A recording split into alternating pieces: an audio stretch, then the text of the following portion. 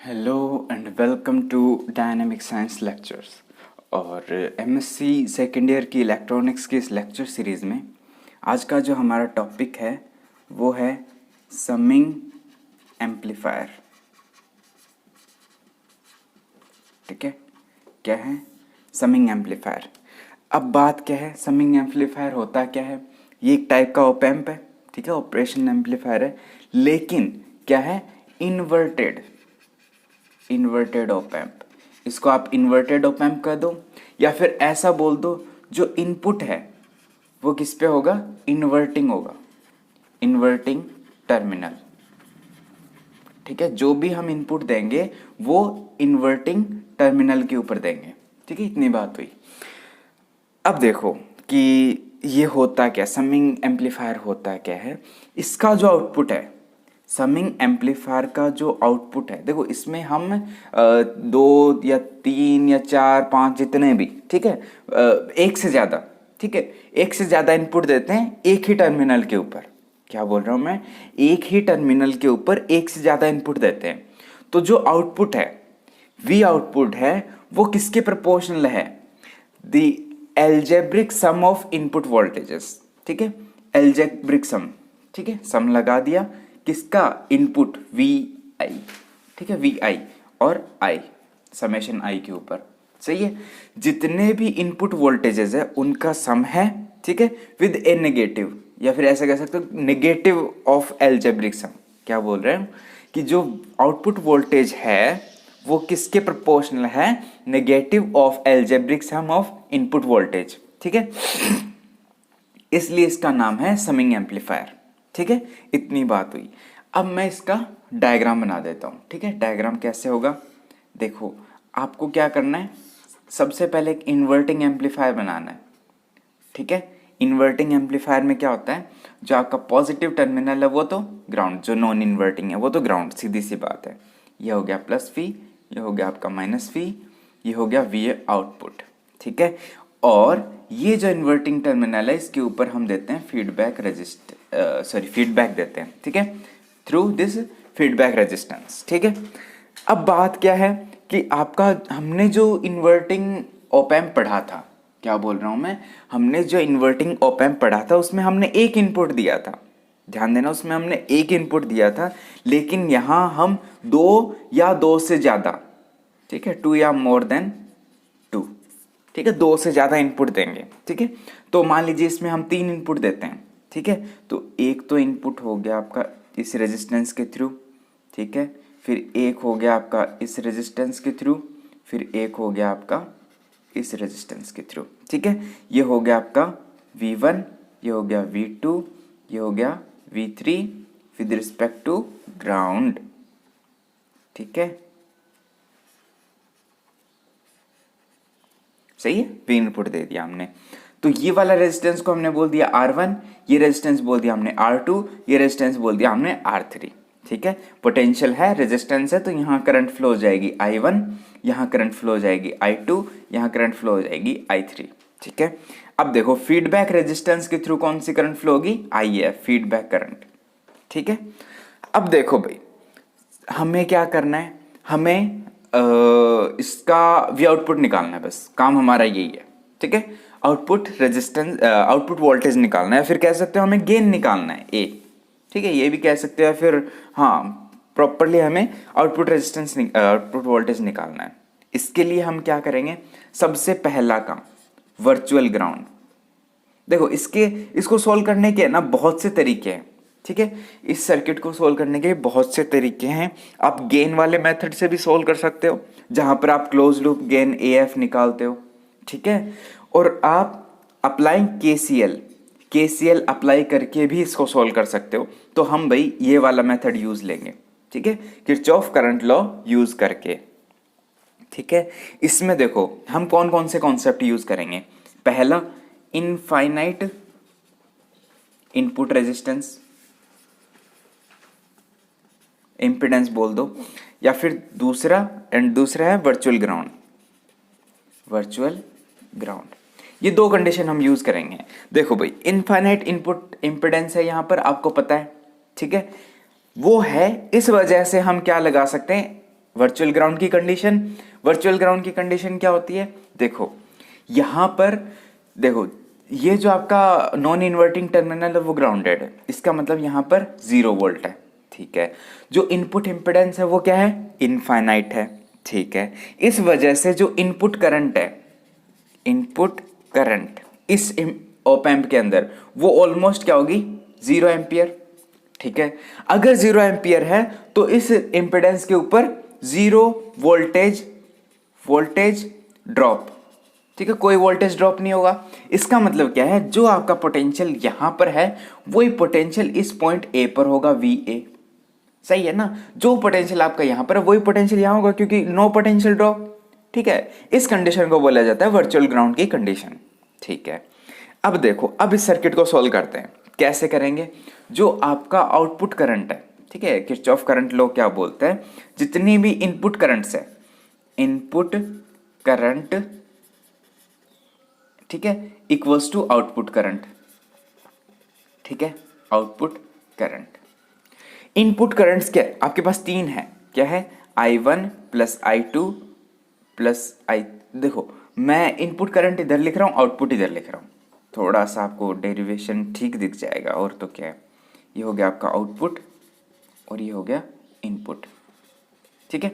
अब आउटपुट की बात करते हैं, आउटपुट करंट क्या है, IF, ठीक है, और इनपुट करंट क्या है, I1 plus I2 plus I3, यही करंट है, ठीक है। या फिर कह सकते हो current through resistance R1, current through resistance R2, current through resistance R3, ठीक है। IF क्या हो जाएगा, IF सबसे पहली बात, इस रेजिस्टेंस के थ्रू जो पोटेंशियल डिफरेंस है इस रेजिस्टेंस के ऊपर, क्या होगा, VA, ठीक है, VA माइनस V आउटपुट, यही है, डिवाइडेड बाय रेजिस्टेंस RF, ये हो गया करंट। अब वैसे इसका लिख देंगे, क्या आएगा, V1 minus VA divided by R1 plus इसका आ जाएगा V2 minus VA divided by R2 plus इसका आ जाएगा V3 minus VA divided by R3। आसान है, कोई दिक्कत होनी भी नहीं चाहिए, ठीक है। अब देखो हमारे पास कंडीशन क्या है, VA इक्वल्स टू 0 है ना, वर्चुअल ग्राउंड से, तो जहां VA वहां 0 पुट कर दो, तो आपका माइनस V आउटपुट क्या आ जाएगा, चलो V आउटपुट ही देख, ठीक है, minus V output upon RF क्या आएगा, V1 upon R1 plus V2 upon R2 plus V3 upon R3 आ गया। इसको मैं क्या लिख सकता हूं, यहां से अगर आप सिर्फ V आउटपुट निकालना चाहो तो क्या आएगा, माइनस RF, ठीक है, RF V1 upon R1 plus V2 upon R2 plus V3 upon R3, यह आ गया आपका फाइनल आउटपुट। तो देखो भाई, जो हमने स्टेटमेंट बोला था, क्या बोला था, कि जो आउटपुट वोल्टेज है, ठीक है, वो किसके प्रोपोर्शनल होता है, जो sum negative of sum of input voltage. यहां देखो, चलो अगर आपका, अब यहां पर एक और कंडीशन पुट कर देते हैं, क्या, if R1 equals to R2 equals to R3 equals to R, ये हो जाए तो V आउटपुट क्या आ जाएगा, वो आ जाएगा माइनस RF अपॉन R, ठीक है, V1 plus V2 plus V3, ठीक है। और अगर गेन यूनिटी हो, क्या बोल रहा हूं, अगर गेन यूनिटी हो तब क्या हो जाएगा, अब एक और कंडीशन लगा दो, if RF upon R equals to 1, ठीक है, गेन यूनिटी हो, तब आपका V आउटपुट क्या आ जाएगा, वो आ जाएगा minus V1 plus V2 plus V3, ठीक है। यही तो हमें दिखाना था, क्या दिखाना था, जो आउटपुट वोल्टेज है, ठीक है, वो किसके प्रोपोर्शनल है, negative of sum of input voltages, ठीक है ना। और इसका जो गेन है, यहां से जो गेन है, यहां से ये वाला, ठीक है, तो गेन हम लिख सकते हैं RF अपॉन R, ठीक है। अब यहां से आप ये भी, मतलब आपको साफ दिख रहा है कि इस समिंग एम्पलीफायर का जो गेन है, या फिर कह सकते हो जो आउटपुट वोल्टेज है, वो इस फीडबैक रेजिस्टेंस और जो R1 R2 R3 इनके ऊपर डिपेंड करेगा, ठीक है। ये हो गया आपका समिंग एम्पलीफायर। अब इसमें थोड़ा सा आगे और कर लेते हैं, आगे हम क्या करेंगे, इसका एप्लीकेशंस, ठीक है, क्या बोल रहा हूं मैं, एप्लीकेशंस ऑफ समिंग एम्पलीफायर। ठीक है, समिंग एम्पलीफायर का एप्लीकेशन। बात क्या है, ये मतलब दो टाइप के एप्लीकेशन बताने जा रहा हूं। ठीक है, पहला है क्या, एज एवरेजिंग एम्पलीफायर। ठीक है, दूसरा है क्या, एज सब्ट्रैक्टर।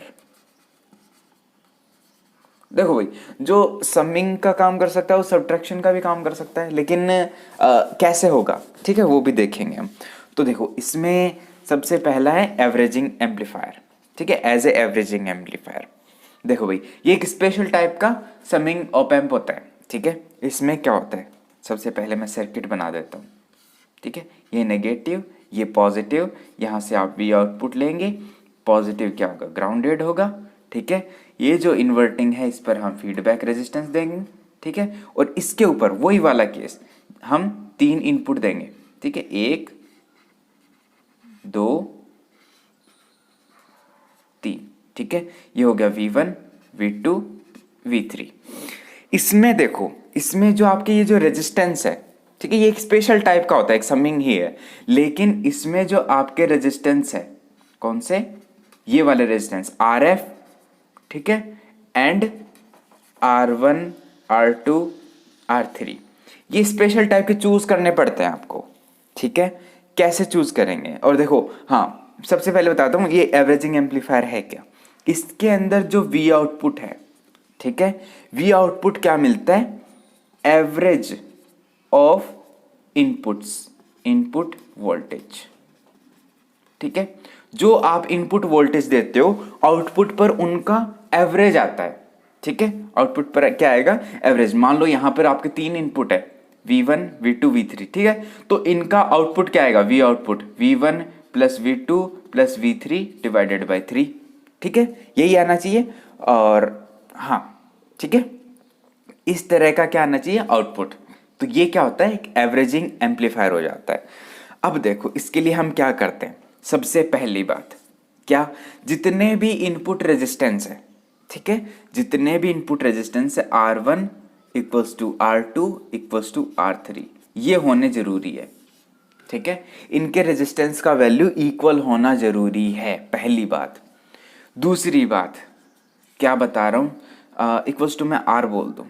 ठीक है, इक्वल्स टू मैं R बोल दूं, RI बोल दूं, चलो। ठीक है, दूसरी बात, सबसे इंपॉर्टेंट बात क्या है, कि जो RF अपॉन RI, ठीक है, फीडबैक रेजिस्टेंस और इनपुट रेजिस्टेंस, कोई भी एक इनपुट रेजिस्टेंस, उसका रेशियो क्या होना चाहिए, नंबर ऑफ इनपुट सर्किट। ठीक है, जितने भी नंबर ऑफ इनपुट सर्किट है उनके इक्वल होना चाहिए। ठीक है ना, तब ये दो कंडीशन है, तब वो आपका ऑप एम्प है वो कैसा काम करेगा, एज ए एवरेजिंग एम्पलीफायर। ठीक है, अब मान लो हम क्या चूज करते हैं, हम ऐसा चूज करते हैं, मान लो R1 इक्वल्स टू 3 ओम, सारे इक्वल होने चाहिए, R2 इक्वल्स टू 3 ओम, ऐसा चूज कर लेते हैं, R3 इक्वल्स टू ये भी 3 ओम। ठीक है, अब इनका रेशियो कितना होना चाहिए, कितना होना चाहिए, RF अपॉन RI कितना होना चाहिए, 3, क्योंकि आपके पास 3 इनपुट है। ठीक है, तो यहां पर RF की वैल्यू कितनी रखनी पड़ेगी हमें, 1 ओम। ठीक है, 1 ओम रखेंगे तभी वो कितना आएगा, 3 आएगा। देखो यहां से आपका RF अपॉन RI आ जाता है 3 ओम आ जाएगा। अब देखो, अब वही आपका वी आउटपुट का कंडीशन लगा दो। हमारे पास वी आउटपुट निकाला हुआ है, क्या आया था, माइनस RF में बाहर लिख दो, चलो RF में, चलो अंदर ही लिख देते एक बार। ठीक है, RF अपॉन R1 V1 यही था, प्लस में RF अपॉन R2 V2 प्लस में RF अपॉन R3 V3 यही था। ठीक है, अब चूंकि क्या है, RF upon R1 equals to RF अपॉन R2 प्लस में equals to RF upon R3 equals to कितना था, 3, सॉरी, 1/3 है। ठीक है, RF अपॉन, भाई यहां से RF अपॉन R, अरे रे रे रे रे, यहां हमने गड़बड़ कर दी। जो इनपुट रेजिस्टेंस और फीडबैक रेजिस्टेंस का रेशियो ये बताना था। Are I upon R F, ठीक है। यहाँ से जो are I upon R F है ये है are I upon R F. इसका रेशियो 3 ओम, मतलब इनपुट सर्किट, जितने भी इनपुट सर्किट है उसके इक्वल होना चाहिए। इनपुट अपॉन आपका फीडबैक रेजिस्टेंस उसका रेशियो, ठीक है। यहाँ से जो R F upon R one है वो आ जाता है 1/3। तो यहाँ से आप वी आउटपुट क्या आ जाएगा, वो आ जाएगा आपका माइनस वी वन प्लस में वी टू प्लस में वी थ्री डिवाइडेड बाय 3, ठीक है। ये आ गया आपका आउटपुट में, ठीक है। ये क्या है, एक मतलब आपका वही है एवरेज, ठीक है, एवरेज ऑफ इनपुट्स। अब बात करते हैं हमारे नेक्स्ट एप्लीकेशन की, ठीक है। नेक्स्ट एप्लीकेशन क्या है, as a subtractor, as subtractor, ठीक है। इसको आप सर्किट से ही समझ जाओगे, ठीक है। इसमें क्या करते हैं हम दो आपके ऑप एम्प यूज करेंगे, ठीक है। दो ऑप एम्प यूज करेंगे, कैसे, वही दोनों आपके इन्वर्टिंग में ही काम करेंगे, ठीक है। देखो भाई, ये एक ऑप एम्प हो गया, ठीक है। इसका फीडबैक लगा दो, ठीक है। इसमें आपका एक ही इनपुट जाएगा भाई यहां से, ठीक है। यहां से आपका V1 ही जाएगा, ठीक है, V1 ही जाएगा। अब इसी के आगे हम एक और ऑप एम्प भी लगा देते हैं, ठीक है। एक ऑप एम्प लगा देंगे, ठीक है, कुछ यहां पर, ये नॉन इन्वर्टिंग, ये इन्वर्टिंग, ये आ गया यहां पर। यहां से लेंगे हम वी आउटपुट, ठीक है।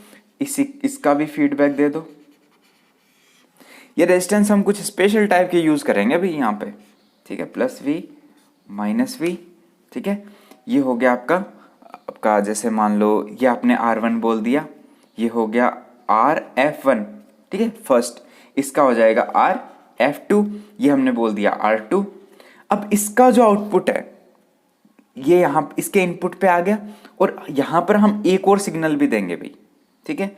यहाँ पर हम एक और सिग्नल भी देंगे, कहाँ पर, ये वाला, यहाँ पर क्या होगा, V2, ठीक है। ये वाला हो गया आपका पहले तो सर्किट, ठीक है। मैं क्या बता रहा हूं, इस ऑप एम्प के ऊपर हमने एक इनपुट दिया, सिंगल इनपुट दिया, ठीक है। फिर उसके बाद इसका जो आउटपुट है वो इस ऑप एम्प के लिए इनपुट का काम करेगा। इसका मतलब हमने इनपुट पर दो सिग्नल दिए, एक तो आपका V1 आ ही रहा है और एक V2, ठीक है।